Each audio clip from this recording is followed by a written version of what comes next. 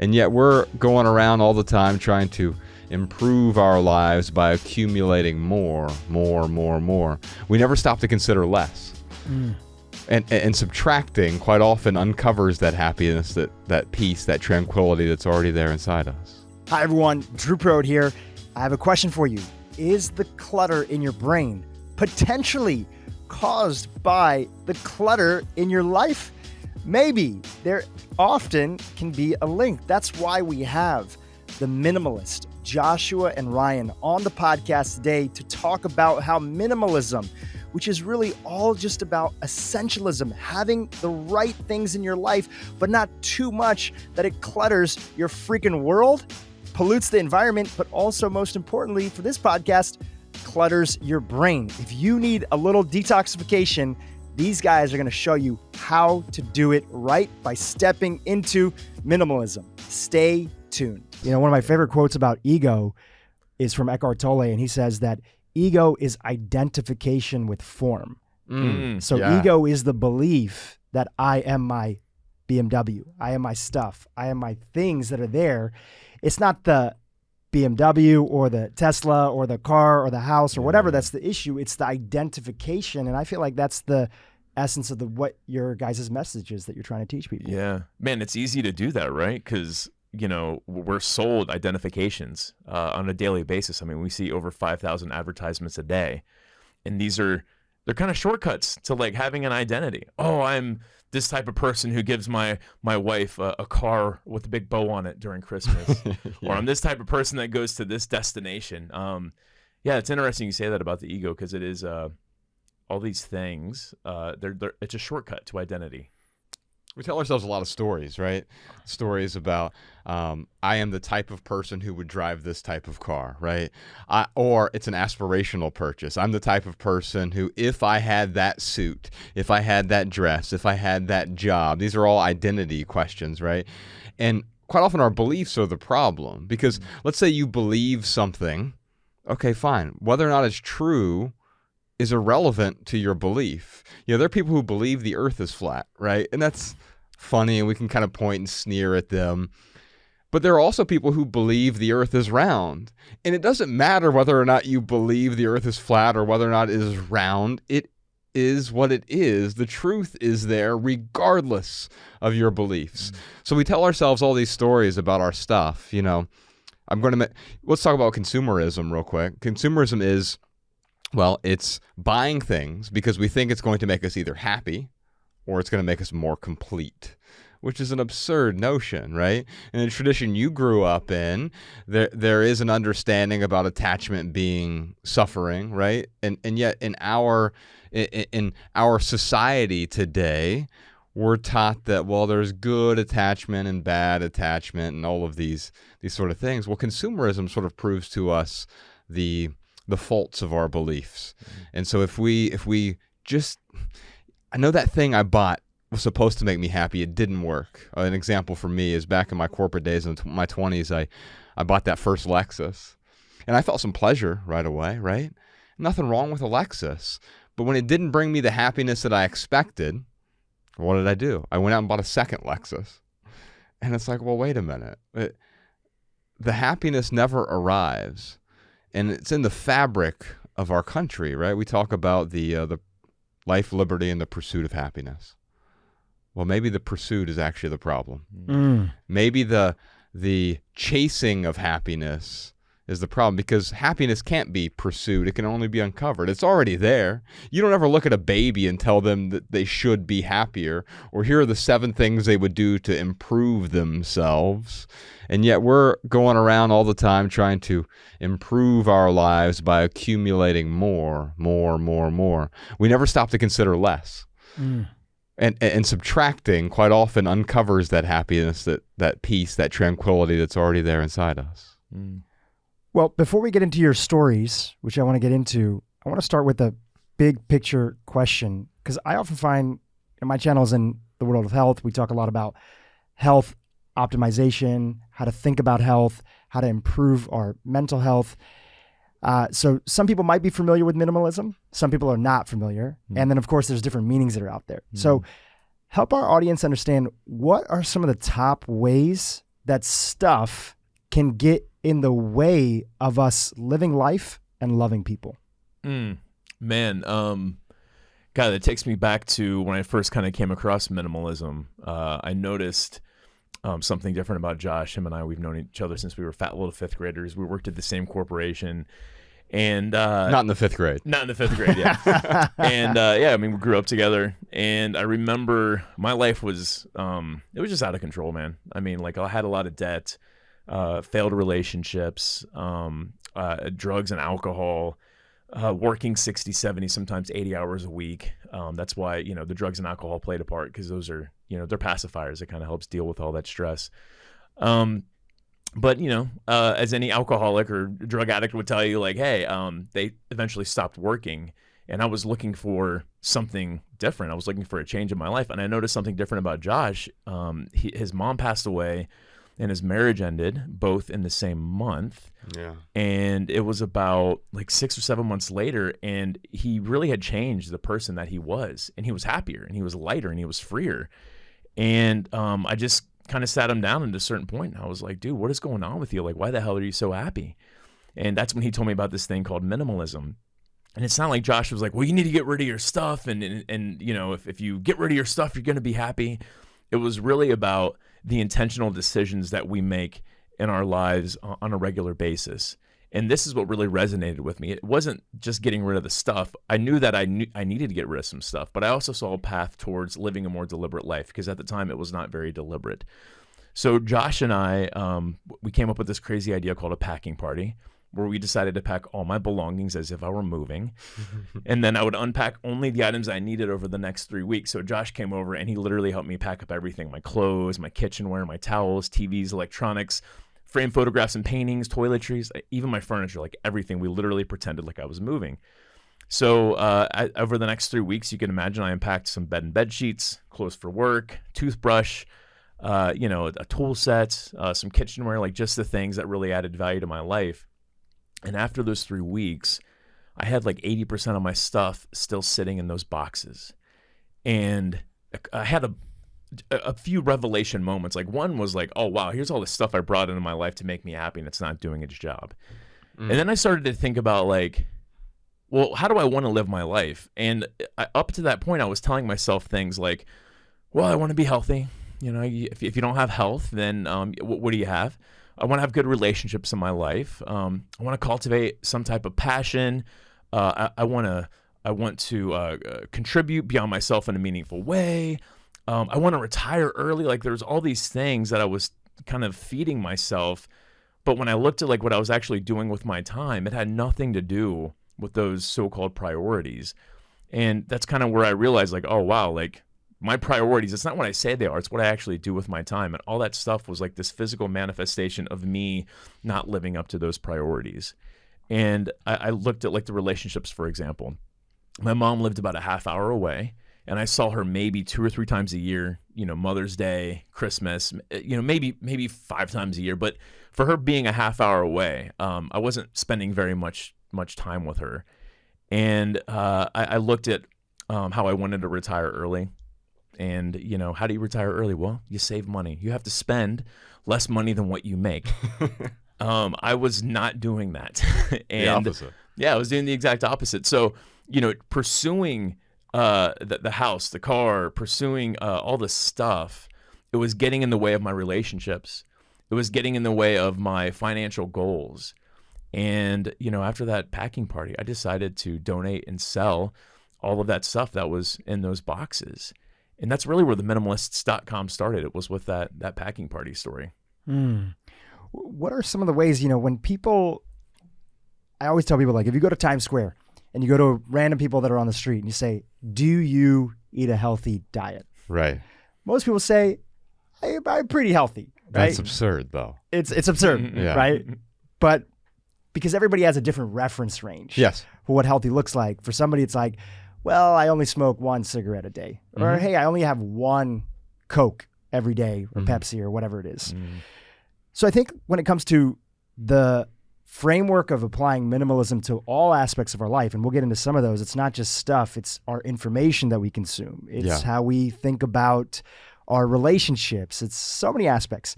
What are some of the hidden ways that people don't realize that they're not in the framework of essentialism, which is really what we're talking about here? Like, how do they hide behind the trappings, or what are some disguises that are there that we could talk about that would help them understand that this is something that actually might be a challenge in their life? I like that word essentialism. And I know that minimalism is radical for some people. And so if that ism doesn't work for you, you can call it whatever you want, enoughism or intentionalism. But I think what you're talking about is average, right? And so like, well, the average person eats the average diet and they say they're healthy within the reference range. The same thing is true with our stuff. The average American household has 300,000 items in it. And that'd be wonderful if it was making us more joyous, more content, more peaceful, more happy. But it's not. You and I know it's doing the opposite. And we see, we're in the middle of this book tour right now, and we see thousands of people who are just overwhelmed by their stuff. Ryan just talked about that packing party experiment that he did. In our new book, we had 47 different families do the same thing, because we're like, it's cool, it worked for Ryan, but can it work for anyone else? And you see how much people are suffering, truly suffering psychologically, emotionally, and sometimes even physically because of being burdened by all of this excess. Now, that's not to say that stuff is bad. The problem is that we have too much. We have so much that it's actually getting in the way of the things that enhance or augment our life. We have this rule in the book. We have these 16 rules for living with less. And one of them is called the no junk rule. Everything you own, whether it's 30,000 items, 300,000 items, 3 million items, everything you own can fit in one of three piles. It's either junk, it's non-essential, or it's essential. Now, essentials, we all have the same essentials. We all need food and clothing and shelter and transportation and education. And so we have similar essentials. They manifest differently. Your home probably looks different from mine, which looks different from Ryan's, and that's fine. But we have the same essentials. Beyond that, we have the non-essentials. Now, these are things that add value to our lives, truly add value to our lives, but we don't necessarily need them. Like, strictly speaking, I could get by without a dining room table, but it enhances my life. And I'm a minimalist, not a deprivationist, right? So I don't want to deprive myself of these things that are enhancing my life in some way. Unfortunately, the problem is we have this third pile, which is the junk. And that's where those 300,000 items come in. They masquerade as though they add value, and we thought they would. They were aspirational purchases.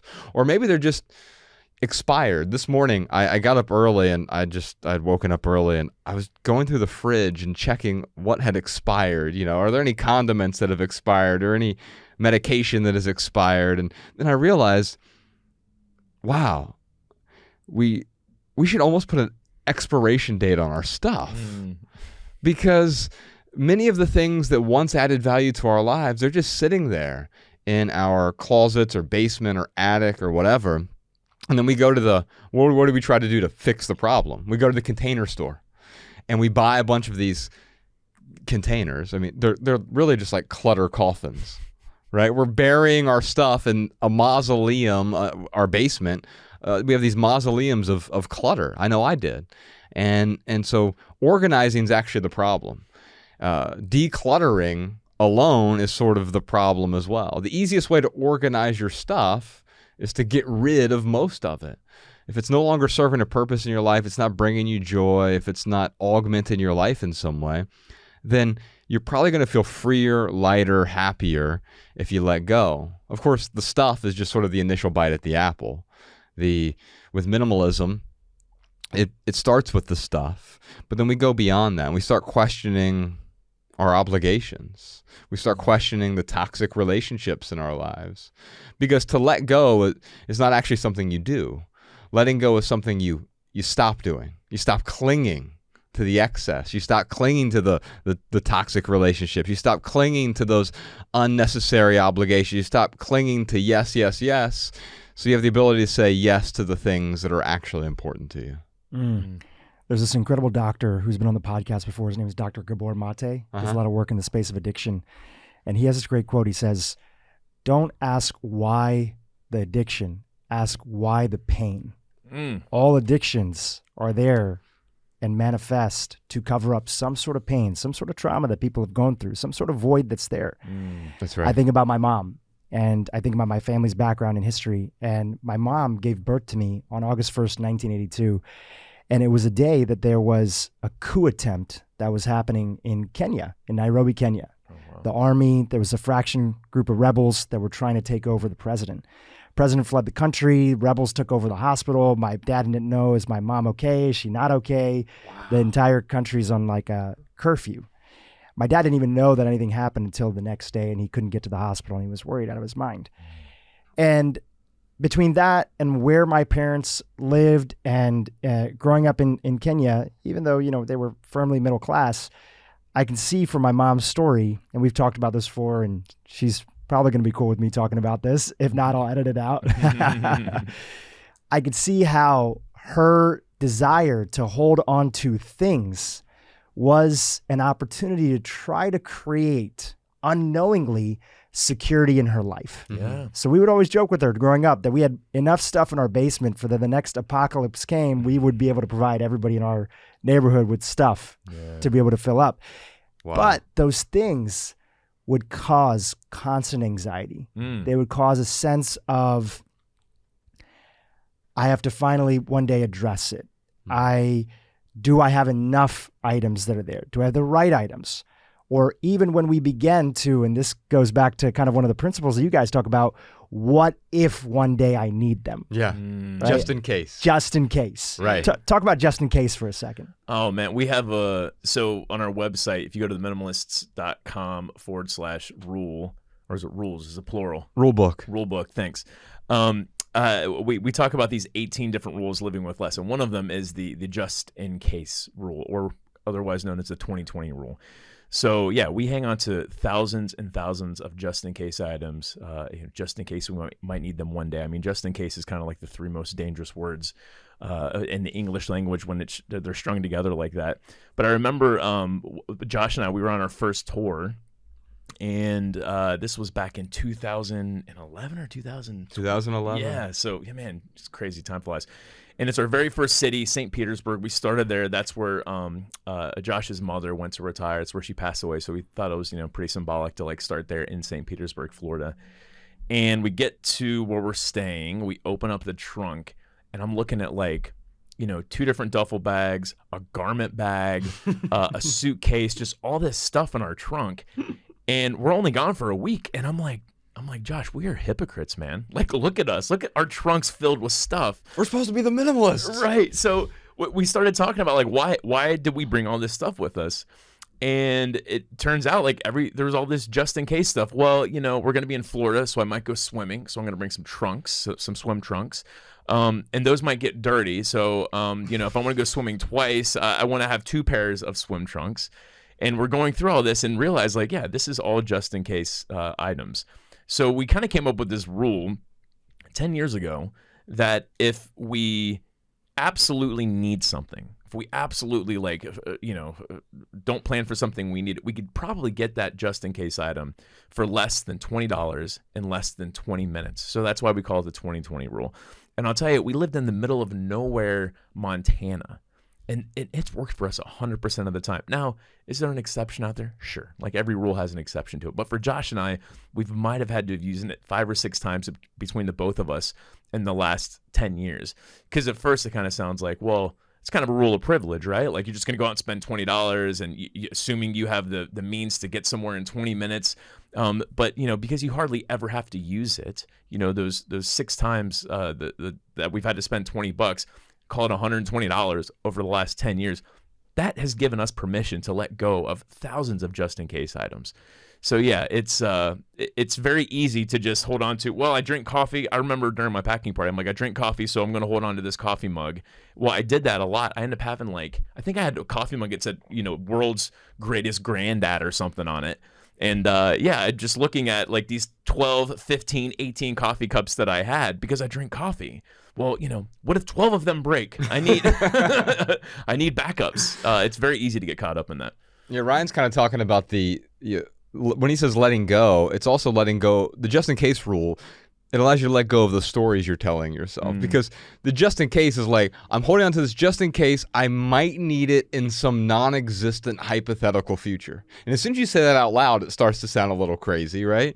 But then you also realize I'm holding on to a lot of these clothes that are out of style or that I never enjoyed in the first place. You've got that oversized orange sweatshirt with tatters and tassels on it in the back of the closet.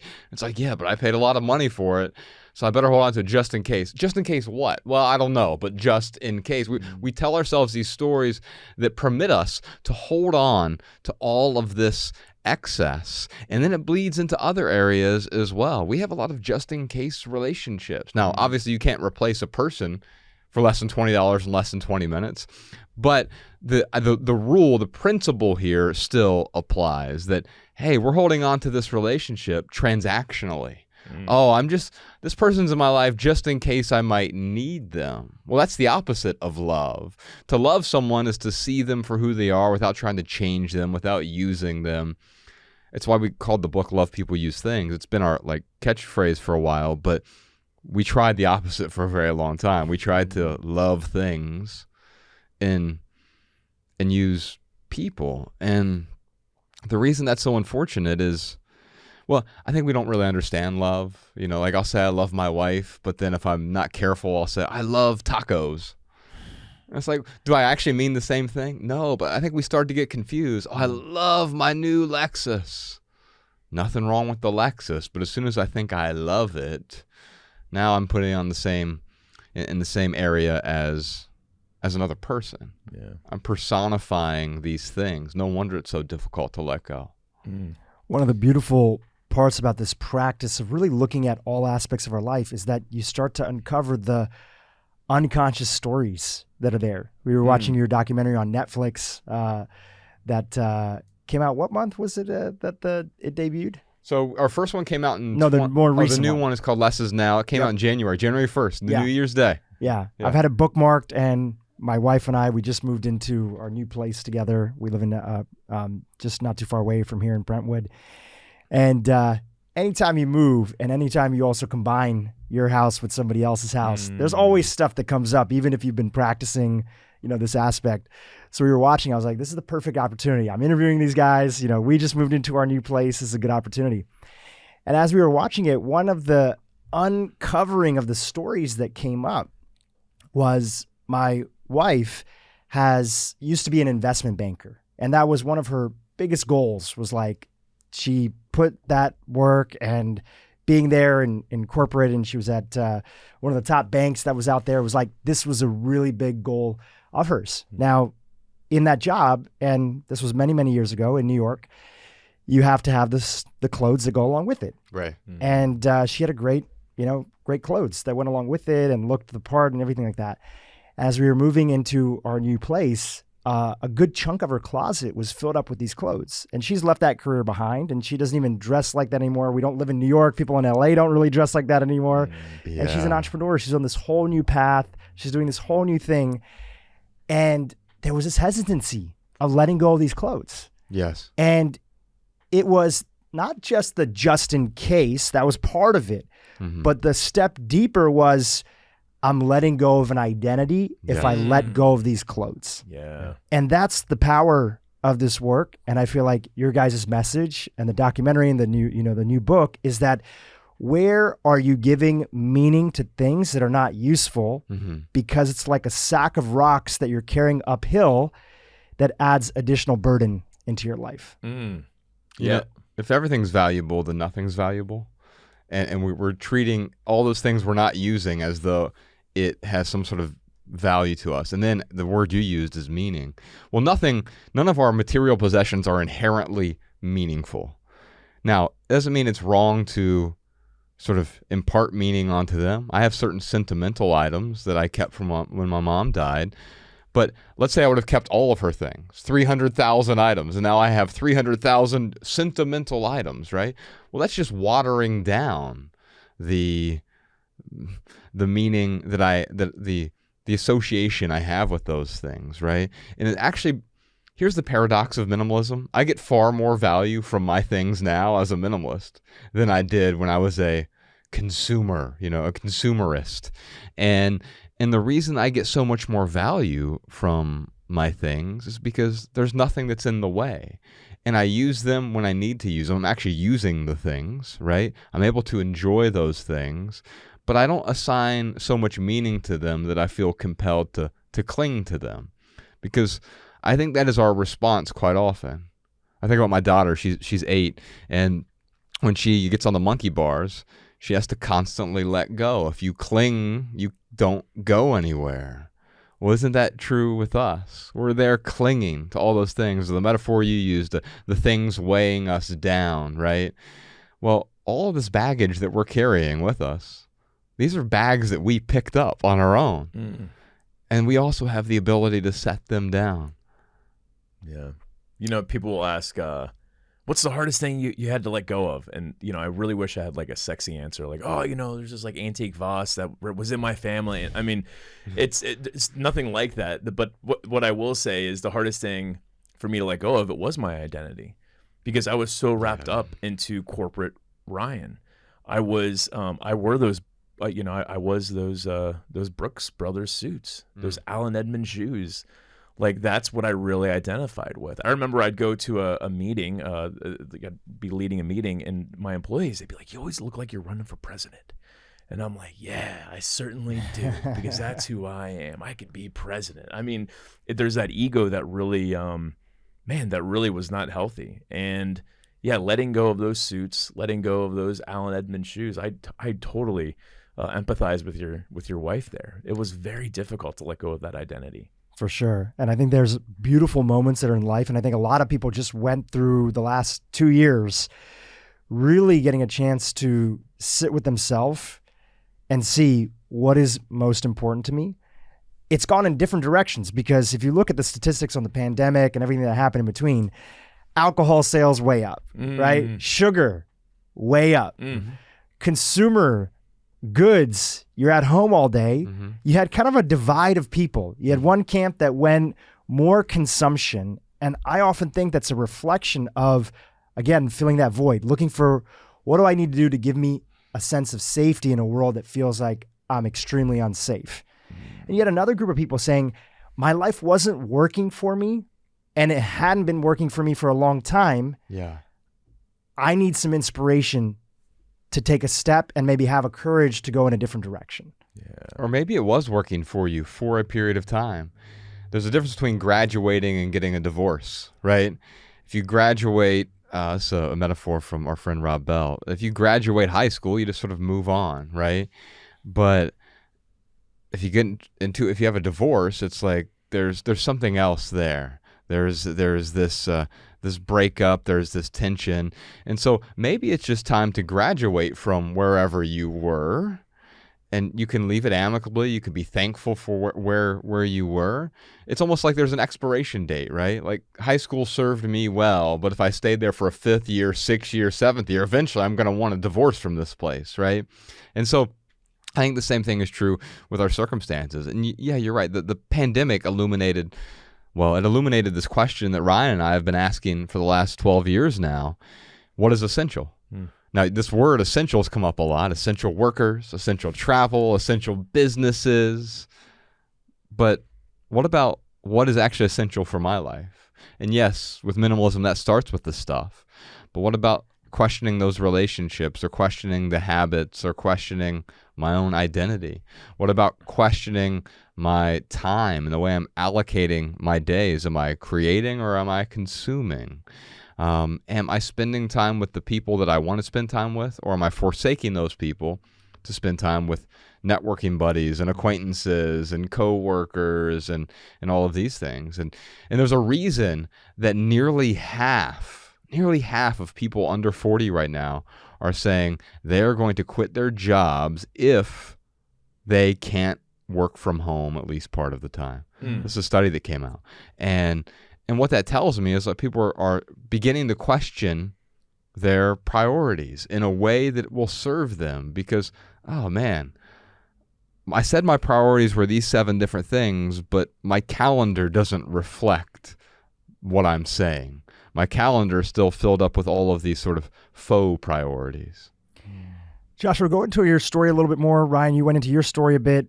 You were just talking about graduation and divorce. You kind of had a little bit of a mixture of both of those when you first got into this world. Yeah, I think it was almost like a triple car crash in a way. My mom died, my marriage ended both in the same month. I was sort of at the pinnacle of my corporate career. I was in my late 20s at the time, and I had sort of achieved everything I ever wanted, right? The 6-figure salary, the luxury cars, the big house in the suburbs with more toilets than people. I had all the stuff to fill every corner of my consumer-driven life.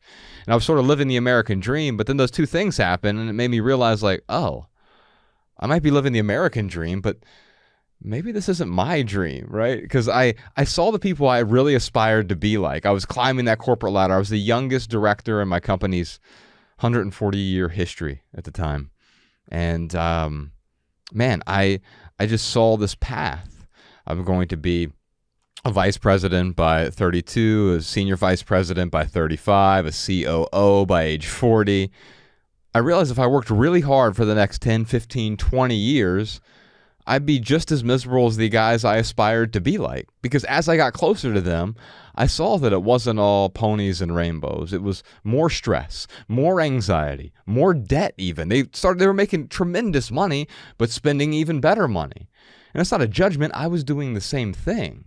And I realized, if I follow the same recipe, I'm going to bake the same cake, basically. And so it was Christmas season, and my boss came to me and he said, "Hey, we got after the holiday shopping season, we need to close 8 of our retail stores." And I was in charge of 150 retail stores, and I was like, "Okay, I've closed stores before," and he said, "And we have to lay off 42 employees." Okay, I've done that plenty of times. And so you've got 2 weeks to put together a plan. I got home, and I started putting these names on a spreadsheet. And I realized, like, these aren't just names on a spreadsheet. These are mothers and daughters and brothers and fathers and people with families and lives. And looking at them just as names and data on a spreadsheet was kind of like looking at a rainbow in black and white. It was not seeing the full picture. And so within 2 days, I put together all of the names, and because I knew I had to do it, but my name was the first name on the list. And I said, "Hey, I'm done here, because this is no longer in line with my values or what I want to do." I had really no idea what I was going to do. I knew I wanted to write. I wrote fiction throughout most of my 20s. And so I walked away from the corporate world. It was about a year and a half after my mother died. We had already started the Minimalists and been writing online. It wasn't a business. It was just a blog, right? And we were just like, we were cataloging a sort of experience that we had, and people started finding value in it, right? And so pretty soon it was 500 readers, and then 5,000, and then several million readers at the blog, because when people find value in something, they tend to share it with their friends and family because they think they'll get value from it as well. And so this whole path was a bit of a beautiful accident. Like, I knew I wanted to write, and I didn't know it would turn out like this. It's incredible because it's now a few books in, couple movies in, and also as somebody who works a lot with my friends, with my family, both my sisters are in my company as well too. I also just, I can imagine there's a lot of inner work that goes along with, you guys knew each other for such a long time to continue to grow the mission, the vision, and the journey, and also maintain a friendship. So I just want to acknowledge you guys from the distance. I'm sure there's a lot of ups and downs that go along the way, a lot of honest conversations that are there. But I just want to recognize that. That's a really beautiful thing. Thanks, you, man. Yeah, it's funny. I remember it was shortly after my mom died, my marriage ended. I started just looking around, questioning, like, what had become my life's focus? What was my purpose? And I knew it wasn't stuff, right? And I don't believe there's an inherent purpose, but I knew that I wasn't finding any meaning in all of these things, all these so-called luxury things, right? In fact, I was finding a lot of debt, a lot of stress. I made really good money, but I was broke. How crazy is that? Like, I was really broke. In fact, the year that I left the corporate world, I took about a 90% pay cut. I made $23,000 that year in 2011. And I was more financially secure that year than any year I had been in my adult life. And the reason I was more financially secure that year was because I understood the consequences of overindulgent consumption, right? And Ryan saw something in me. I never jumped up and said, hey, look at me. I think you need to become a minimalist, Ryan. You got too much stuff. And I think that speaks to the relationship we have now. To love someone is to see them for who they are without trying to change them. I don't try to change Ryan. He doesn't try to change me, because to try to change someone means you hate who they are. And it doesn't mean that I like everything about Ryan. It's possible not to like something about someone, but to love every bit of that person. And I think the reason we work so well together and have for so long is we have radically different beliefs: political beliefs, spiritual beliefs, religious beliefs. We have different preferences, different personality, like exact opposite. You look at the Myers-Briggs, we're the exact opposite. ISTJ, ENFP, like literally exact opposite. But what we do have that's similar is we have the same values, and we have a similar understanding that that for me to love you means I accept you for who you are, and for him to love me is the same thing. Yeah. Ryan, for you, what were some of the things that, there's this whole idea of like, as we are to the other, we are to the self. So part of that is also accepting ourself. For your journey and your transformation and letting go the old life and stepping into the new, what was some parts of yourself that you had to step in and actually get a chance to love? Man, I really had to it starts with getting clear on, it started with getting clear on my values and what I did want my priorities to actually be. So I talked about those earlier with health, good relationships, creativity, contributing, growing, all of these things. And I really had to get clear on how I was going to get there. So, there's a lot to move past the drugs and alcohol. There's a lot of trauma I had to kind of deal with. And was there, sorry to cut you off, was there, I generally find that there's like usually a couple top insecurities that we have when we're a kid that then just continuously manifest themselves as we get older and older and older. Yeah. What were some of the components there for you? Was there any kind of themes? Well, I think I always wanted to be the cool kid. Like I always wanted to be accepted. So I never really accepted myself. Like my acceptance was very reliant on other people accepting me. And that came from these traumas. These traumas lead to insecurities. I was talking to a trauma expert, and they were kind of explaining to me how trauma is like an onion where, you've got these different layers that build on top of each other.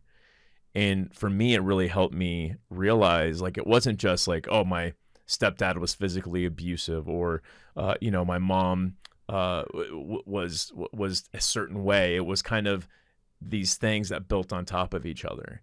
And one trauma leads to another trauma, leads to another trauma. And being able to kind of unpack it in a way to realize like where those insecurities came from, it helped me not be so upset, so angry, so sad, because we all want to know why things happen, right? I mean, that's like the question we all ask ourselves: why, when something bad happens, why does it happen? And I've really come to accept that things just happen. There doesn't have to be a reason why. Things don't have to make sense. And so that's where it started. But then really where I was able to let go of a lot of these insecurities, when I was in the corporate world, I didn't really like the person I was. Other people liked me and told me I was doing a great job, and I'd get pats on the back. Even my mom, who, again, I saw hardly ever when I was working at that corporation. Oh, look at Ryan. He made it. He's our corporate success story in the family. I mean, I'm the only person in my family on my mom's side who has a 4-year bachelor degree. So like, there are these things that they would look up to me for, and it kind of affirmed, well, I'm doing the right, even though it doesn't feel right, I'm still doing the right thing because I'm getting all these affirmations. So that only lasts so long when you don't like the person you are. So the question is how do you love yourself? How do you like the person that you are? And for me, I have realized that it's really about my short-term actions aligning with those long-term values, those long-term beliefs. That is how I can at least look in the mirror and say, well, like, you're really doing what you feel is right. And the thing is like, now when I look in the mirror, I love that guy. Like, he really is doing what he can. I can go to sleep at night knowing that, like, I'm trying my absolute best. Am I perfect? No. Do I screw up? Sure, everyone does, right? But ultimately, when my actions started aligning with my values, like, that is when other people's opinions of me started to matter less and less. And let me tell you, when you call yourselves the Minimalists, people really want to share their opinions with you. Most of them good, but some of them are, are very judgmental. But, when someone comes at me now with, some type of insult or, criticism, which, there's a difference between criticism and feedback. Like, criticism, someone comes in like a seagull, and they, crap all over your work and then they fly away, right? Where feedback is like, hey, here's something I noticed you might want to consider. It has like a solution that's kind of mixed with this observation. So when someone criticizes me now, I actually feel a bit of empathy for that person because I know that they are exactly where I was. They don't like themselves. And what they're doing is they're looking at me and they're saying, well, if I was you, then I wouldn't like myself. And there's probably some other things going on where they don't really like themselves. So, I just kind of, I'll smile and nod or just brush it off, but it doesn't eat at me like it used to because, again, it doesn't matter what someone sees in me. It matters what I see in myself. One of my favorite quotes, Byron Katie says, what other people think of you is none of your business. I love that. Yeah. Because they're also entitled to have that. Yeah. And we can see it through the lens of their suffering. Mm-hmm. They need to make other people wrong to make themselves feel right. It all comes back to avoid. In our world of health and wellness, every week I have on different guests who, well-intentioned, and I've done episodes about this before, well-intentioned, feel like they have the universal field theory to provide completion to people's lives. Maybe that's a specific diet. Maybe that's a specific approach. Yeah. Maybe that's this one thing that if people only could fix this aspect, then everything else would come to completion. And all those perspectives are great. And I try to ask questions where it's like, how can we learn from this perspective? Who could benefit from the most? And how can we try it on like a hat? Does it fit? Does it work? Does it not work? But with a little bit of skepticism, generally, that nothing besides ourselves really is the complete answer for what we're looking for. How do you guys balance out? Because you guys also have a podcast in the category of health. I believe your podcast is in that same category. And you've done episodes on health. You've done episodes on optimization, personalization, all these different things of looking at that. How do you balance out and use the framework of minimalism when it comes to the approach of making our lives better, but not getting caught up in this next thing might be the thing that fixes me? I think the problem is thinking that we need to be better, right? And better in most contexts means doing something more, acquiring more, getting the right supplements, or even the right diet. We did a podcast episode with Rich Roll and Dr. Paul Saladino together, right? And the only time they've ever done a show together, because I'm friends with both of them. And I mean, Rich is one of our closest friends. He's wonderful. And what I learned from both of them, so for folks who don't know who Rich is, a plant-based athlete. And at the time, Paul Saladino was 100% carnivore, didn't eat any plants whatsoever. So they literally had zero overlap on what they ate. And I didn't want to turn it into a debate. I wanted to say, okay, but if there is a Venn diagram of these two guys, it's not actually there's no overlap. The overlap is all on what they avoid. And so where does minimalism come into this? It's understanding what to avoid putting in your body.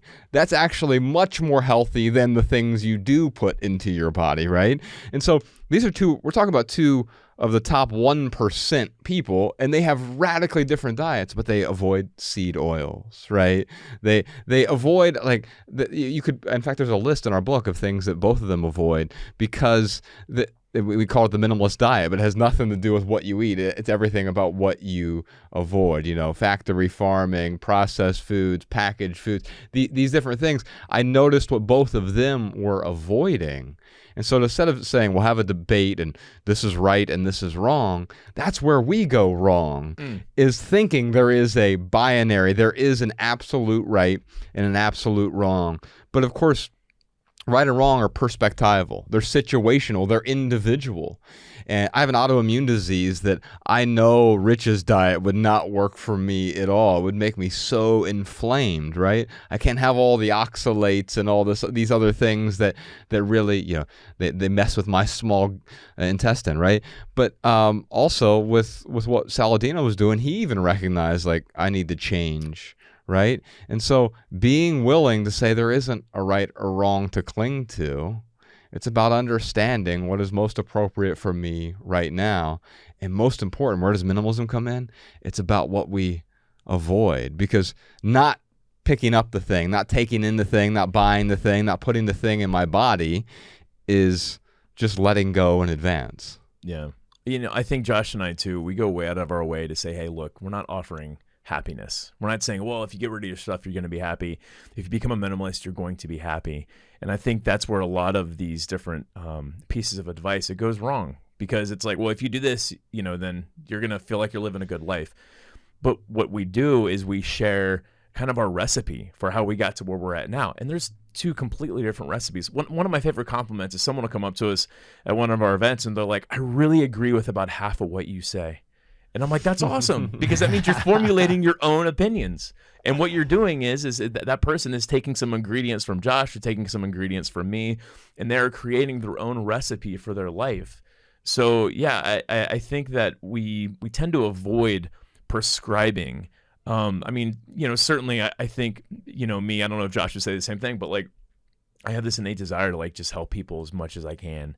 So I think sometimes that might get in the way, because you think you're helping when you're prescribing something. But what we do is really try to, I guess, give some observations and some perspective. And that's really where I think people, that's where they can kind of make their own path. So is minimalism the path? No. I wish I could sit here and say, read our books, watch our documentaries, listen to our podcast, and like, you'll never have problems with consumerism again. That's just not the case. Like those desires are always going to be there.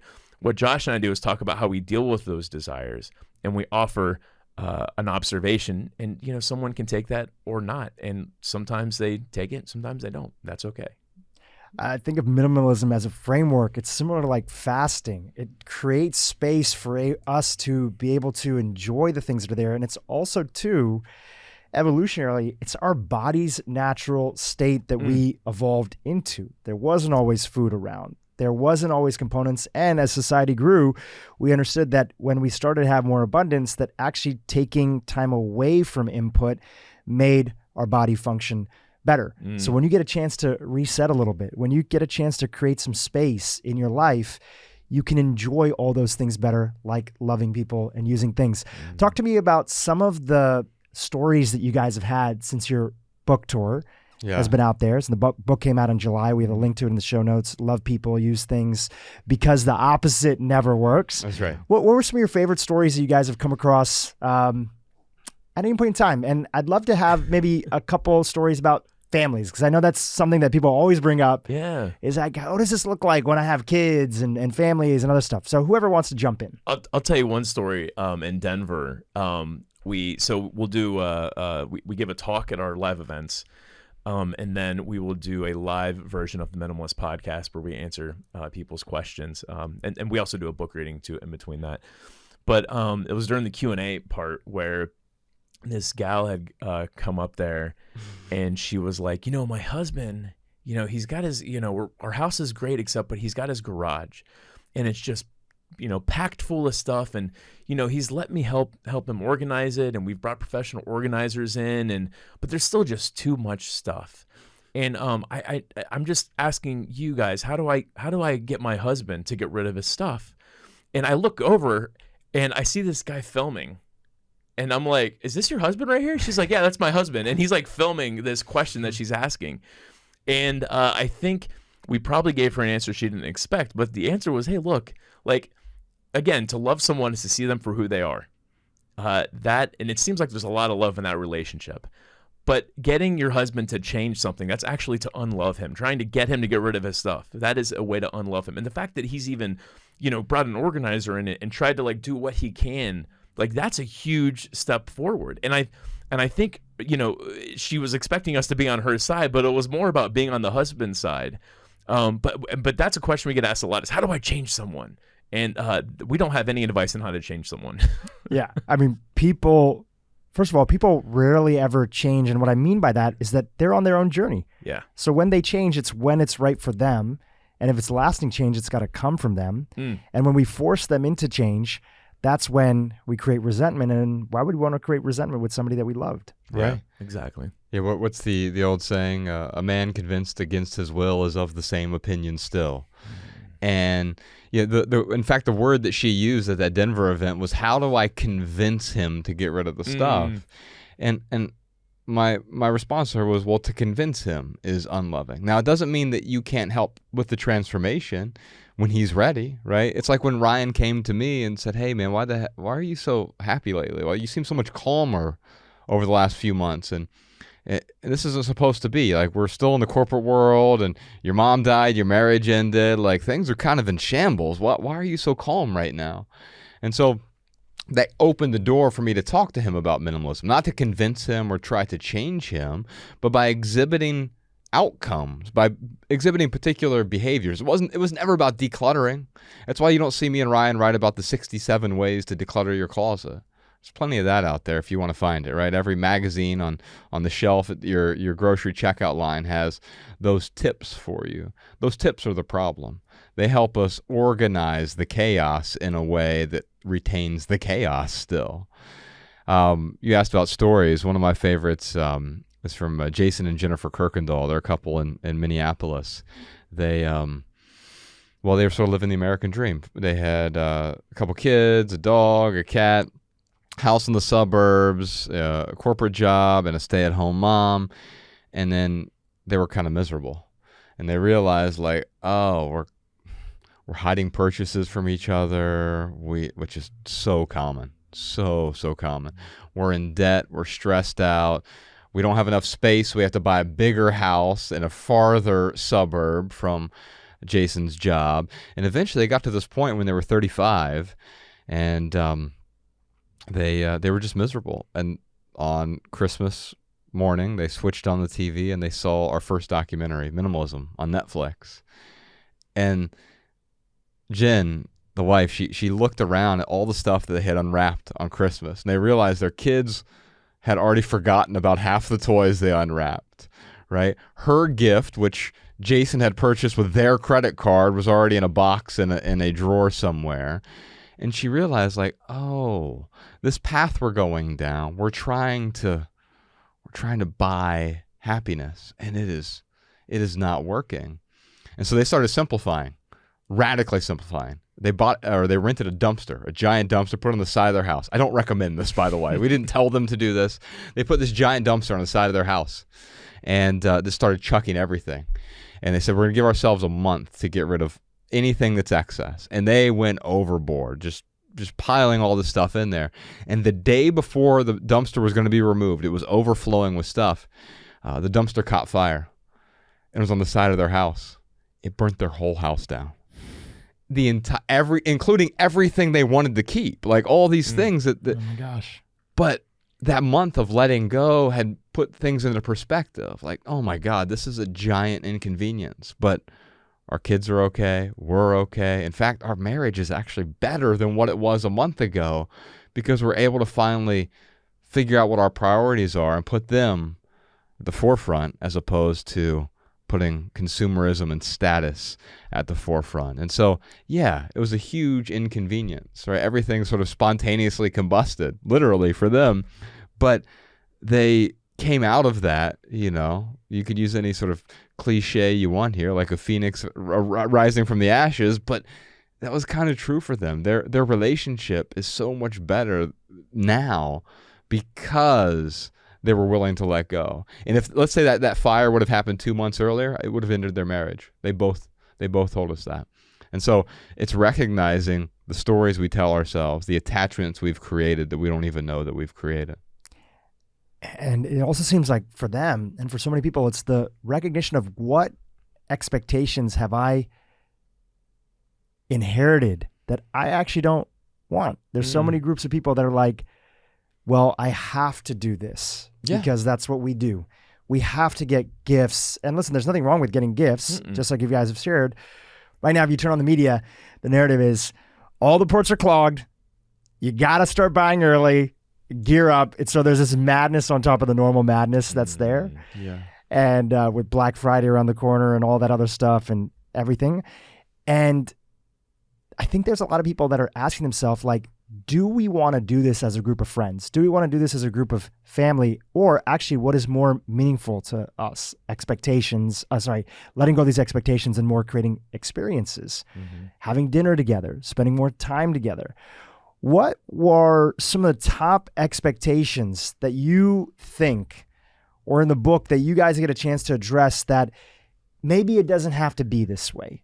Right? Can you think about any that are in the category of expectations that we've held on to that we don't necessarily need to? We just never questioned it in the first place.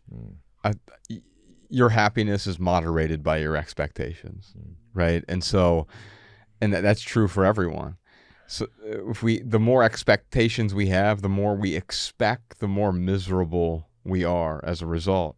And yeah, Ryan and I had a ton of expectations, right? We grew up really poor, on food stamps, government assistance, and we thought the reason we were so unhappy was because we didn't have any money. And so my expectation was I have to go out and have a corporate job. In fact, there are a lot of societal shoulds that we're shoulding all over ourselves. There's you should get a college degree, right? Again, nothing wrong with that. You should give people gifts obligatorily on holidays and birthdays, right? You should eat this. You shouldn't eat that. You should own this type of car in order to be in this type of position. We have a lot of shoulds. Well, that's just another way to say expectation. But should doesn't exist. There are no shoulds. There are only coulds, right? There are a lot of things you could do. You could buy that Lexus. You could eat that banana, right? Whatever it is, you can do those things. But it's not that you should do it. As soon as you realize that there are no shoulds, there are no innate expectations here, it frees you up to create your own set of expectations, or maybe, just maybe, be free of those expectations altogether. I'll give you one specific example here. The thing that drove me the most crazy, I was the goal guy. I was so goal-oriented in the corporate world. Ryan can attest to this. I used to have spreadsheets of goals with sub-goals and how far we had gone. And at any given time, I'd have 12 to 24 life goals on there, right? Whether it was retirement or climbing the corporate ladder or sales goals, consumer goals, all of these goals that I wanted to meet. And the funny thing is, let's say I had 12 goals on there and I would meet 7, 8, 9, 10 of them. Let's say I meet 10 of those goals. It sounds awesome. Well, I had 2 reasons to now be upset because I didn't meet those 2 expectations that I had. My goals were driving me crazy. They were really unnecessary. So I haven't had goals for the last decade. And I just realized, because we're told you should have goals. Goals are a good thing. Well, they weren't for me. It's powerful. And I think that is representative of, these are all just things to try on. Try it on, see how it works. If you are super goal-oriented and that's been your identity, try a little challenge. Try a little challenge of the opposite. Yeah, see how that feels. To be clear, I'm not prescribing anything. I don't think this is a one-size-fits-all solution. I'm not telling anyone to get rid of a single item. I'm not telling you to get rid of your goals. I have some observations about my own life and what wasn't serving me. And I think that's what's important to understand, is identifying, hey, that thing I thought was serving me was actually doing the opposite. Absolutely. And I think that anybody hears that, it's like, if there feels like there's truth in that for you, it's fun to experiment. Bingo. Right? Yeah. It's fun to experiment. I remember reading an old, I feel like it was a blog post that either you guys wrote jointly or one of you wrote, where you were talking about how you weren't as intentional with your work, so you would turn off your Wi-Fi or you canceled your Wi-Fi at home, and you only used it during certain times. So to me, the beauty in that, and I'm sure I got some facts wrong in that situation, is that anything in life where freedom has gotten out of control and is causing you not to honor something, there's an opportunity to bring boundaries to it and test it out. And will that bring in some aspect of you valuing that thing at a deeper level? We're having all these internet challenges where I live in Brentwood right now. It's kind of like the whole community is kind of going through it right now. And it's been now about 3-4 weeks. And I used to record some podcasts at home, the ones that were done remotely, even though in person is my preference. And because I couldn't record, because my internet is so not there, the time, I needed that little reminder from the universe, from spirit, from God, whatever it came from, of like, hey, are you using this time intentionally when you have the internet, or are you fucking around on things that actually don't matter? And you just need sometimes a little bit of contrast to kick your butt and to get you to try something else. Yeah. I got rid of, it was an accident. I got rid of home internet at first because this is a long time ago, but I was moving. I was trying to pay off debt. So I moved into this small apartment in Dayton, Ohio. It was $500 a month. And I called up AT&T, the phone company, and said, hey, can you install internet? And they're like, actually, we can't schedule an appointment until Monday. There was something going on with their system. Call back on Monday. And so I let the weekend go by without any internet. And I realized it was like the most productive weekend I had in a really long time, because, I can't pacify myself with all of the ways that I pacify myself with videos and social media, etc. And so I didn't have an iPhone at the time. I had a BlackBerry, the corporate world, right? and so I found that like I was reading more, writing more, exercising more just that weekend. And I'm like, let me see if I can go a month without this. Let me see if I can go a month without home internet. Well, it turned into 5 years. And so what I realized is that's an expectation. That's a narrative. You should, people look, as soon as I tell people I don't have internet at home, it's like, oh, wait a minute. Like, well, how do you get on the internet? Well, there are other ways to get on the internet. And after that, I got rid of my smartphone for 2 months. You learn some really special, actually I just got rid of the phone altogether, but you learn a special kind of loneliness when you do that, right? Because now if I don't have internet at home and I don't have my phone at all, well, first off, you learn there are no pay phones anymore. But you also learn about like your friends and if you want to have a commitment with them, like, hey, we're going to go have dinner 6:00 tonight. Well, you just show up. And if they don't show up or they're late, you have no way of knowing, right? You just have to sort of wait there and stare at a wall for a while. And it's almost like we're terrified of being with ourselves. And all of these distractions are, they're getting in the way of our relationship with the person we spend the most time with, which is ourselves. For a lot of people, approaching this worldview, trying it on, questioning aspects of their life can feel like they don't know where to start. So a really cool thing you guys have done in the new book is like, there's these 16 rules that are there. Yeah. Let's dig into a few of them, and just whoever wants to riff on different ones and share your thoughts and ideas and how it could be useful, and we could deliver some value on top of what we've already shared with the audience. So we've already talked about a couple. A few have already come in. The just in case rule, the emergency items rule that you guys shared about your story in Florida and that sort of situation.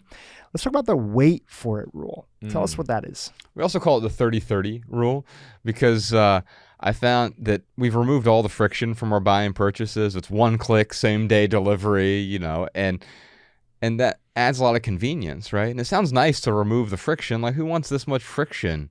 But when you remove all the friction, you've also lost traction, right? And so like, it's like if you're driving on ice, you're going to slide all over the place. Well, we're kind of doing that with our consumer purchases. It's so easy to buy something. And so the wait for it rule, it's also known as the 30-30 rule. If anything costs more than $30, I wait 30 hours to buy it. And that's just a little buffer, a little bit of of friction that I need to say, hey, is this something that will actually add value to my life, or is this a bit of an impulse? And if it's more than $100, I try to wait 30 days.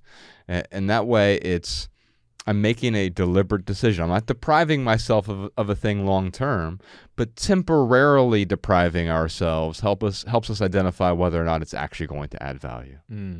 Beautiful. All right. We chatted about that couple. Joshua, you shared the story that their stuff went up in flames, and you used the term spontaneous combustion. This wasn't exactly the rule that was related to that, but what is the spontaneous combustion rule? Oh, man, we came up with this. We were in Pittsburgh, and a woman had come up to ask a question about a quilt that her mom had made her in high school. So she was, I don't know, mid to late 20s. She had this quilt from when she was 16 years old, and she's like, my mom did this wonderful thing. She took all these pictures of, me and my friends growing up and at junior high. She printed them out on fabric and made a quilt out of it. She's like, but, now I have this. It's sitting in my closet. I don't display it because it looks really silly. But, I don't want to get rid of it because it has so much sentimental value. And I just remember, just kind of coming up with this question where I was like, hey, what would you do if you went home right now and you found out that quilt had spontaneously combusted? How would you feel? And man, like her shoulders dropped and she was like, I would feel relieved. And I'm like, that's a surefire sign that you could probably get rid of that thing and you actually would live a more meaningful life without it. So you can apply that rule to anything in your home. I could look at this coffee mug that I have right here and say, oh, if this spontaneously combusted, would I replace this? How would I feel? And the answer is, yeah, this is my only, to-go coffee mug. I would absolutely replace this thing if it spontaneously combusted.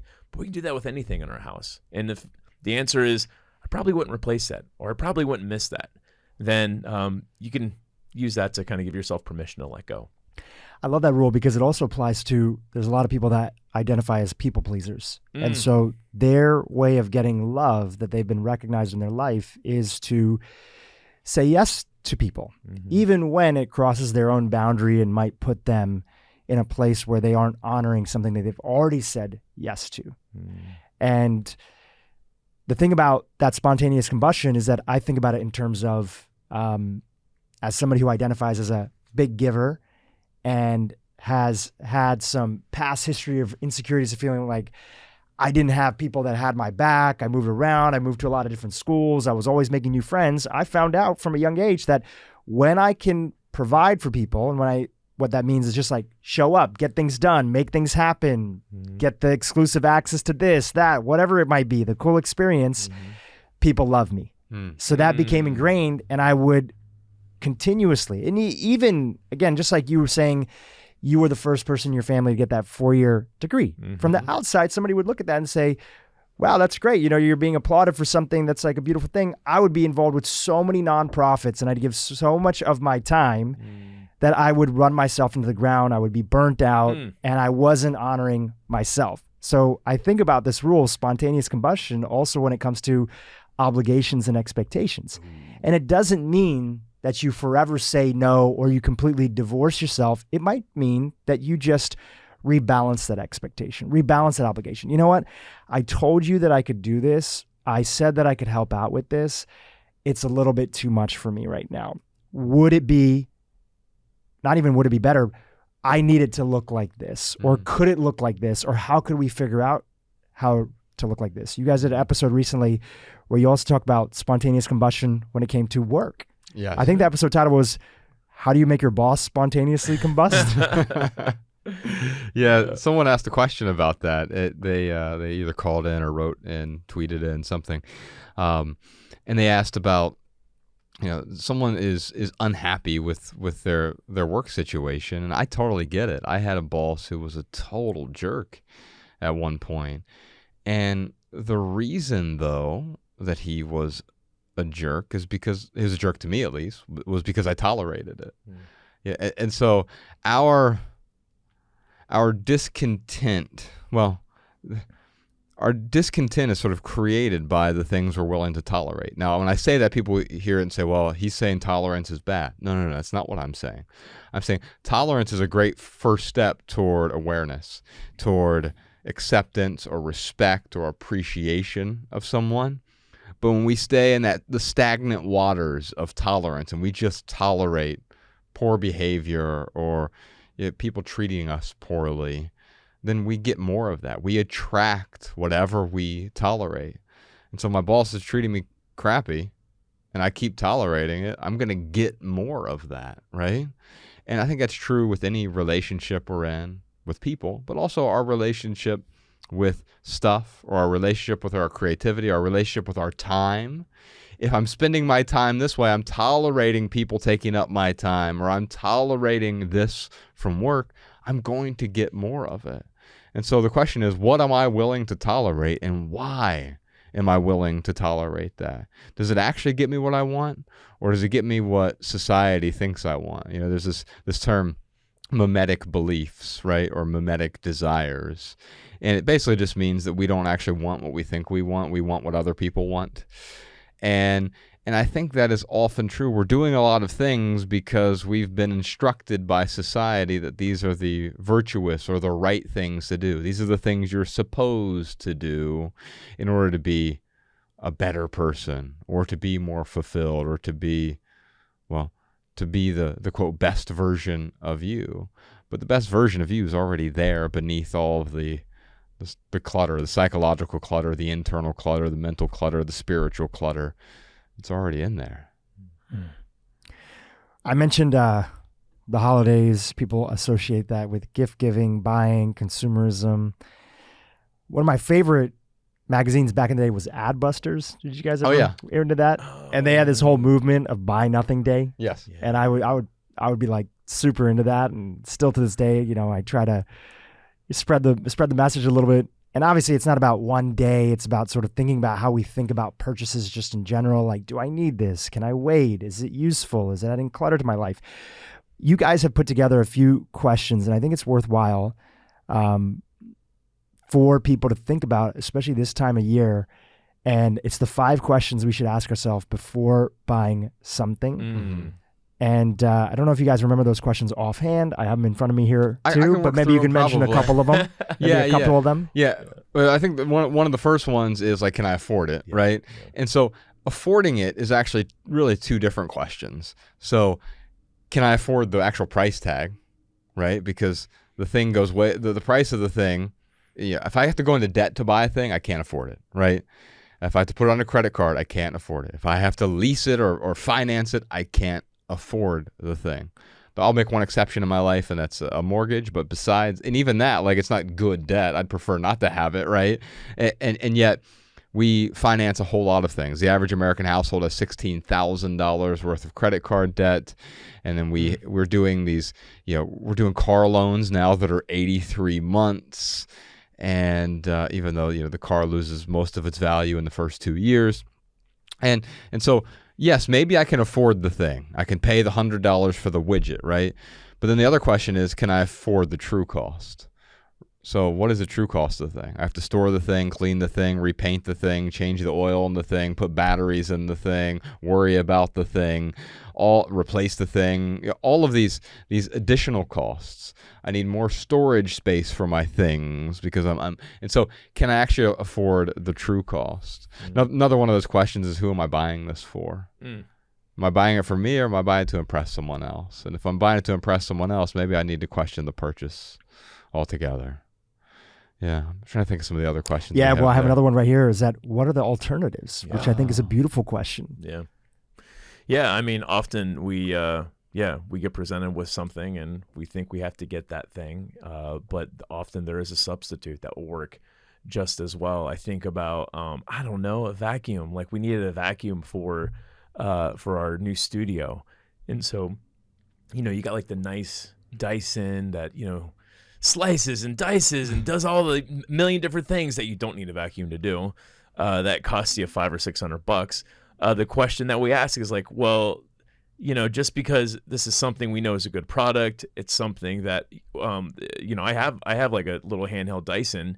But it's expensive. It's an expensive little vacuum. So the question is like, is there something that would substitute that would do just as good of a job? Or maybe the question is, can I borrow it? Is there someone in the building I can borrow a vacuum from? It turns out there is no one that we can borrow a vacuum from on a regular basis. But we had to go with the substitute, which is just fine. But often we don't even stop to consider that, can we find a substitute? I think one of the other questions too, isn't it? Can it be fixed? Is that one of them? I didn't have it in my list, okay. But I'm sure that goes right into alternatives. I think it's a no upgrade rule. Right? Yeah. So we have a rule called the no upgrade rule, and it's basically like we often think that we must buy the new thing. You see the advertisement for the iPhone 13 or whatever, right? Nothing wrong with that, but let's say my phone breaks today. The question I'm going to ask, like, what is the alternative, right? Can I get my phone fixed? Can I go without for a period of time? And I think sometimes we learn a whole lot when for a period of time, we actually went without a vacuum when you were talking about that. Like, that doesn't work for us, right? We needed the thing, and so we're not going to deprive ourselves. But sometimes when you go without, you realize that, I was telling myself a story that I needed that, or that I deeply desired it. But the truth is that it was kind of one of those things where it's like, yeah, nice to have, I kind of like it, not a big deal. There's a difference between someone who says, yeah, it'd be nice to have, whatever it is, $1 million or 6-pack abs, and the person who actually has the deep desire to do whatever, they have the understanding that whatever it takes, they're willing to get there, to do what it takes to get there. What I love about all these questions is that in the case of the Dyson, at home, my wife and I were thinking about, we're building our home together. We just got married. What do we need? And in our instance, it was like, actually, this is a really great product. It lasts a really long time. And in the greater context of everything, it's like when you make a nice purchase that you're proud about, there's that genuine sense of, great, I'm going to maintain this thing. I'm going to take care of this thing. I appreciate the value that it can bring into my life. Yeah. And it actually serves a purpose, and I can use it. I can exactly do that. I can keep the love and attention on the people, the things that matter most to me, my purpose, my service, and I can just use this thing for what it's worth, like a nice article of clothing that lasts and doesn't end up in the landfill and contribute to all these challenges that we're having that comes from fast fashion. So this is also a beautiful thing to do because it makes you appreciate the few things that you decide to invest in at a much deeper level. Yeah. I mean, we don't ever encourage people to forsake quality, to forsake quality over quantity. Because the thing is like, if you want to, spend money like a minimalist, you'd actually get something that is a higher quality, that lasts a little bit longer. Going back to that Dyson. So my wife and I, we bought a Dyson 7 years ago. We still have it. It's kind of on its last leg right now, but we use that thing every day. At the office, we're using that thing maybe once or twice a week. So, like, do we need that higher quality item at the office? No, not necessarily. And this is such a small, thing, the Dyson. But when you start approaching your buying decisions with this kind of habit, it does help you make more informed decisions for sure. So you guys shared this earlier that usually the entryway into minimalism for a lot of people, and the easiest thing to kind of start talking about is stuff, physical things. But there's a lot of other things that take up energy and weight. And one of those things is just information as a whole. We are not only in a consumption society when it comes to consuming products and ordering and buy now and all that other stuff. We're also in a consumption economy when it comes to information. How do you two, whoever wants to start off, think about the classic sort of thing that people talk about of staying informed, having opinions, knowing what's going on in the world, and the need for protecting yourself from kind of like malicious news sources that are out there from any side of the political party that are trying to hijack your attention? Yeah. I have an allergy to it now. And I think the reason I do is because I have a lot of compassion for people who are suffering because of the news cycle. It's divisive. And as soon as we realize the whole point of the quote unquote news is to aggregate your eyeballs onto a bunch of corporate products and services. Well, how do they aggregate your eyeballs? By making you upset, by making you angry, by making you outraged, by making you tune in for more. It's about having you watch their coverage so that other corporations can sell you things. And as soon as you realize that, you begin to realize the folly of the news in general. And you realize there's a lot of information out there, but there's not a whole lot of truth out there. It's like Wikipedia. You got a lot of facts, not a whole lot of truth, right? It's just information. And we've been sold this lie or this meme of information is power. That's not really true, right? You have access to all the information in the world, and so does virtually everyone you have ever met has access to all the information.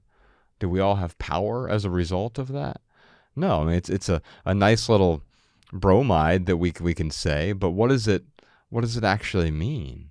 And by the way, who even wants power in the traditional sense? What, power, dominion over other people? Like, that's a weird thing to want. There's a great New York Times op-ed piece this was years ago, called Power, No Thanks, I'm Good. And because to have power over people means that you want to control them, right? Well, isn't that what the news wants to do, is to control us? So I've opted out altogether. I just don't. I mean, sometimes things make their way to me. It's inevitable, right? But I don't seek it out, and I certainly don't. I don't enjoy being interrupted by more information. In fact, information's the problem.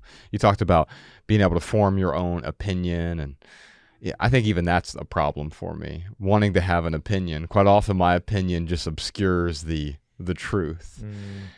Because whatever my opinion is irrelevant if the truth is something different. Yeah. I mean, I mentioned the 5,000 advertisements we see a day, and it has to do with the entertainment we take in. In news, it's entertainment. I mean, on its best day, if I look at the news, I'm entertained. On the worst day, it's ruined my day or perhaps my week. But never have I checked a news source and thought to myself, man, I'm so glad I read that article on whatever. I mean, I think there is some things that we need to be informed on, but kind of as Josh was saying, those things will surface in another way besides having to go to the front page of whatever news network. Like, I remember when I started kind of looking at these impulses and why I wanted to buy the things I wanted to buy, a lot of it had to do with it was the entertainment that I was taking in. Like, I think about like this Lexus I really wanted to get years and years ago. And I'm like, where did I first see that Lexus? And I was like, oh yeah, it was in that GQ magazine. And, I got that magazine because I thought I was being informed with what's in style. And there's some current event stuff going on in there. And really what it was doing, it was just controlling my impulses on what to buy. When I look at Facebook, I got rid of Facebook back in like 2017 because, again, on its best day, it pacified me. On its worst day, it ruined my day. And I started to recognize this with Facebook, and I'm like, oh, like, I have to step away from this because it's not serving me. And that goes for any other news network. It's I would much rather listen to an independent podcast than go to a big like corporate news network, because as Josh said, like, their whole goal is to aggregate your eyeballs. The news doesn't care about me. The news doesn't care about anything except me giving them my time and attention, which, by the way, those are the two most valuable resources we have, our time and our attention. We look at finances, which is a very important resource. I don't want to undermine that. But, it's in the vehicle that we're driving, but it's certainly not in the driver's seat. If it is in the driver's seat, which it was for me for a long time, it becomes just a bit pernicious. But now I realize, like, my time and attention, those are the most two important resources I have. So I've got to be really deliberate with who I give that or what I give that to. You mentioned finances, and what's fascinating about that, Ryan, is if I buy something and I regret it, like, I can go return it, right? Or if it wasn't what was promised, I can return the thing. But if I misspend my time and my attention, there is no refund ever. I've just spent it and it's gone. And so I've just decided that it's not that I'm saying no to news. I'm saying yes to things that are more important to me. You guys are entrepreneurs. You have a whole ecosystem of stuff you've created between the books and the movies and other stuff.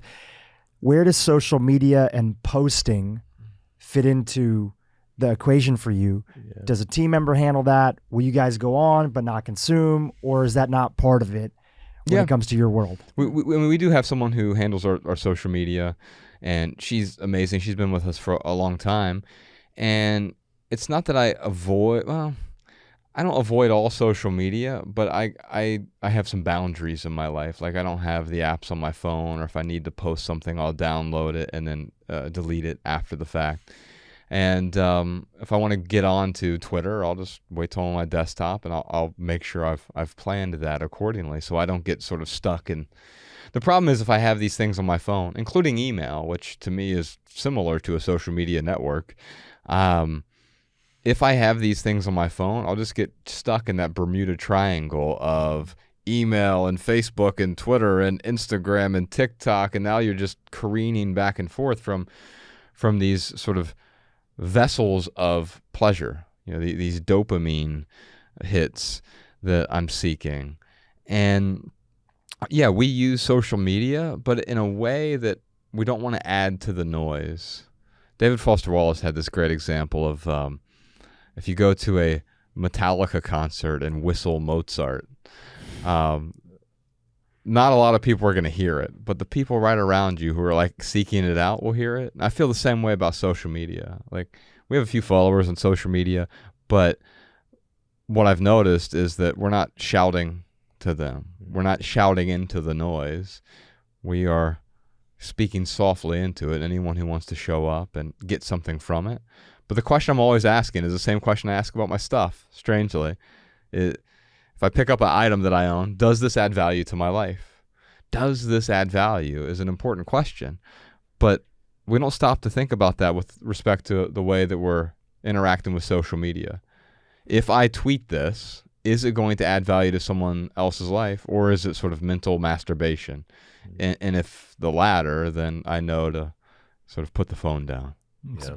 I mean, social media is a tool. And, just like any other tool, a tool is as useful as the user.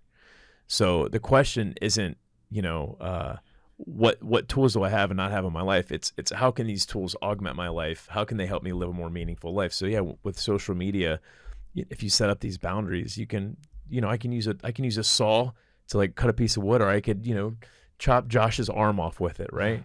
It's the same tool being used two different ways. And that's kind of how I look at things. Like social media.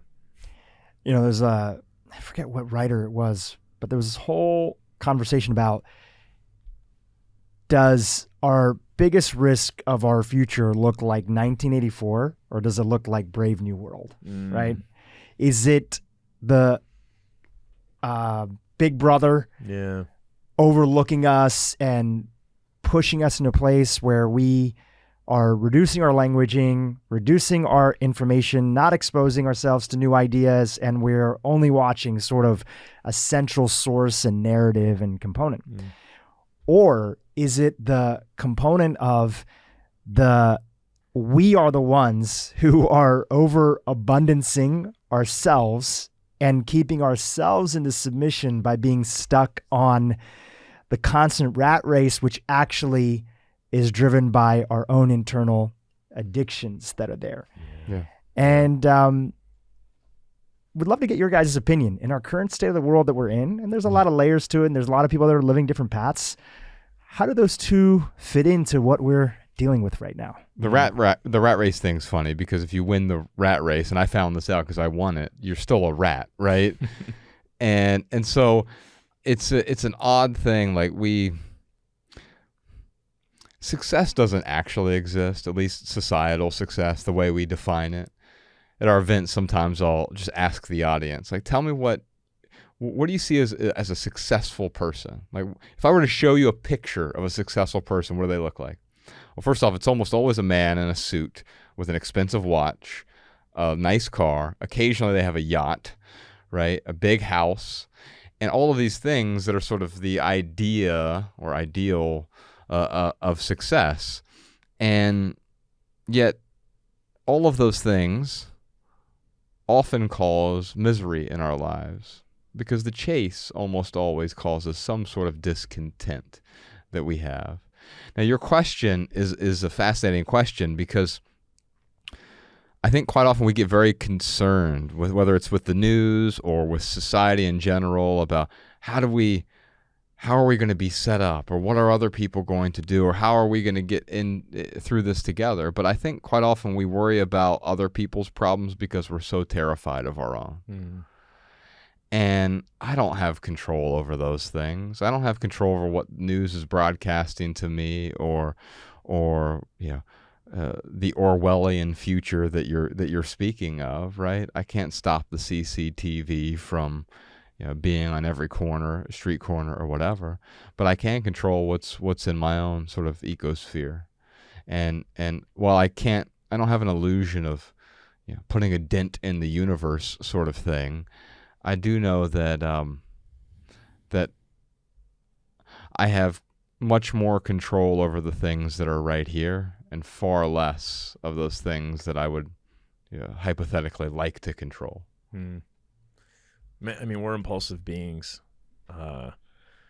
and corporations take full advantage of that. And I don't think we've seen anything yet when it comes to the technology that's around. Like, I think about VR, for example. I don't own a VR headset. Do you own a VR headset? I don't know. Yeah. So like, none of us in this room probably own a VR headset. Fast forward 30 years, I bet you it's a little bit of a different story, because it's going to make things more convenient. I rue the day that they figure out, how to do sex on a virtual reality headset, because that it's going to do something to society. So, I don't think it has to be either or, either this, Brave New World or 1984. I think that it's a little bit of both. Mm. And we are presented with all of these different tools. And again, we get to decide how we use it. But we are impulsive beings. And if we're not aware of those impulses, if we don't consider what we're acting on, then it does look a little bit more 1984-ish. But that's why you're doing your podcast. That's why you do what you do. That's why we do what we do. We're really trying to help people see what we've done with our impulses, and maybe that they could learn a lesson from us, rather than having to figure it out the hard way like we have. When you stop loving things and using people, which is the opposite of the title of the book, you can step into success in your life. You were just talking about, what does success look like? You often ask people. So now for you, what does success look like with where you guys are in your life right now? What deserves love and attention? What are the priorities? And would love you guys both to answer. Yeah, I don't look at life as though I want to be successful anymore, because that was a trap for me, right? Because it was those things that we were just describing. There's usually a bank account number too. It's $1 million or $10 million or $100 million for some people, right? And whatever it is, and then you get there, and then what? You give yourself permission to be happy all of a sudden, right? And that was the thing for me. It was like, well, if I get these things, these objects of success, then I will be successful.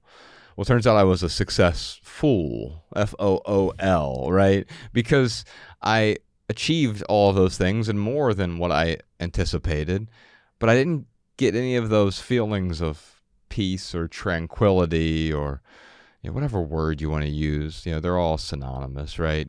Equanimity, eudaimonia. There are these. It's a state of being, right? Now, when I say that, I don't want people to hear, well, yeah, just be in the moment, right? Good luck with that, right? Good luck just being. It's not advice, but it's an understanding that, man, I'm already complete. You put me in an empty room and I'm complete. I'm by myself, I'm complete. Therefore, the things, the people, the actions, the activities, the contribution, whatever it is, it's there to enhance my life, but also for me to enhance the lives of others. Not in a way that forces change on them, but in a way that understands them. So if there is any sort of success, if we're redefining it so loosely, I mean, if I can render it to have a completely different meaning, and it has something to do with peace and contentment. Yeah. Well-being. Yeah. I mean, I agree with all of that, Josh. Just living a meaningful life. And for me, that's, again, it's my actions aligning with my values, but not only that, like I want to create, I want to contribute beyond myself in a meaningful way. And, when I was taking on the debt and chasing after all the things, like I wasn't able to contribute hardly at all. So now I'm able to contribute in ways that I think is meaningful. And that's, I guess, maybe how I would define success. But, if you ask me if I was a successful person, I don't know if I would be like, oh yeah, I'm successful. I mean, I guess through the eyes of other people, because people will tell me, oh, you're really successful. But that, I don't know if I would consider myself a successful person, mainly because I just don't look at it in that way. But yeah, to redefine success, I guess it would have something to do with contributing beyond myself in a meaningful way through creations. I tell you what, the fascinating thing about that is that it's almost as though you have to ask a question when someone says, are you successful? According to whom, right? Right. Yeah. Because it doesn't matter to you that you have, you know what? Now that I have X number of Instagram followers, I'm 10 times happier than when I had 1/10 the followers. Of course, that's absurd. And as soon as you say it out loud, the illusion sort of dissolves. I'll give you a sexier answer here, though. Debt-free is the new American dream. Yeah. We've been sold this meme of success and all those things, but it usually requires a substantial amount of debt, which does what? It tethers us to a lifestyle we don't even enjoy. For the longest time, I was going to work to pay for the car payment for the car that took me to work to pay for the car payment. And it was like this weird circular Kafka-esque misery. A low-grade misery that permeated every day of my life because of the expectations of success, the sort of mimetic success of everyone else. It's an important answer, and we can apply that to so many aspects of our life, not just financially. There's the time debt that we're in because we are trading over working, if that's a challenge for people, or over prioritizing things that don't matter to us, but we think matter to other people, and then sacrificing all the things that actually genuinely matter to us. Like, I would want to volunteer more. Okay, why haven't I done that? Right? What's gotten in the way of all those components? Yeah. Oh, I want to build more deeper and meaningful friendships that are out there. Okay, what's gotten in the way of that? Oh, I finally want to take some time off and travel, All right, what are the blockages? What are the stories? What are the things that have gotten in the way? What's the life debt you've accumulated that is preventing you from stepping into the peace? Yeah. That could actually add more joy and love into your life. Yeah. No, I just love what you're saying there, because for what Josh and I do, and for what you do for that matter, it's for anyone who is finding themselves giving their priorities only lip service. Like maybe our observations can help. It's so true. Health, minimalism, anything that's out there. At the end of the day, the question is, does this thing support you so that you can give love and attention to what matters to you? It's all a vehicle, and where it's useful, we ride it. Where it's not useful, we can get off and we can get on the next bus. Yeah. And if it ceases to be useful, then we can let it go, right? Just because something serves us right now doesn't mean it's going to serve us tomorrow. It's a powerful reminder to end on. Gentlemen, this was fantastic. I would love to you guys have so much stuff in your ecosystem. We have all the links in the show notes and everything like that. People can find it, but just would love to hit it on a few beats. So Netflix, everyone has it. The movie's out. The documentary's out. Yeah. Less Is Now is the most recent one. We got a podcast, social media, all that. You can just go to, and our podcast is all available on our website, theminimalists.com. You can find our books, our blog, our newsletter. And in fact, you don't have to buy anything from us. We're not encouraging you. You can even get the book from your local library. And occasionally there's a wait list, but sometimes it's okay to wait for it. Yeah, it's okay to wait for it. And really, these are all just things that can be tried on. And it's a different lens. We all have lenses that we look at the world with. And sometimes it's useful. This is why books are such an incredible way to learn, because somebody's handing you a different lens to look at the world. Doesn't mean that you're going to wear that lens forever. Doesn't mean that you agree with all things that you see through that lens, but it's just a different perspective. And sometimes those perspectives can radically change your life.